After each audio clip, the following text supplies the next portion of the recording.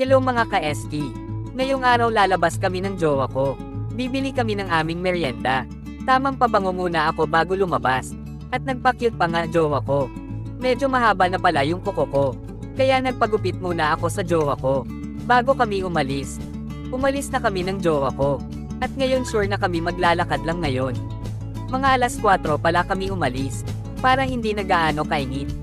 Tamang lakad-lakad muna kami. Lagi na lang kasi ako naglalaro ng computer sa bahay.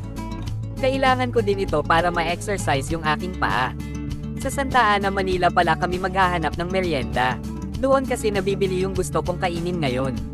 Kaso pagdating namin sa bibilhan namin, sarado pala sila. Nakalimutan kong linggo pala ngayon. Every linggo ata sila sarado. Naghanap pa nga kami ng ibang kakainin.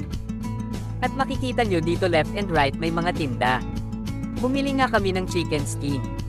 Kaso medyo bitin ito. Kaya sabi ko sa jowa ko, mag-McDo na lang kami. Naglakad lang ulit kami papuntang McDo. At nag-order na agad kami. Medyo gutom na din kasi ako. Waiting na kami sa pagkain namin. Tinawag na yung number. At kinuha na nga niya yung order namin. Yung merienda namin ng jowa ko. Nauwi sa Sundate bigla. At naubos na namin yung pagkain. Nagpahinga lang kami saglit, at umuwi na din kami agad. Maglalakad lang ulit kami ng jowa ko pauwi para ma-exercise. Hanggang dito na lang mga ka-ST.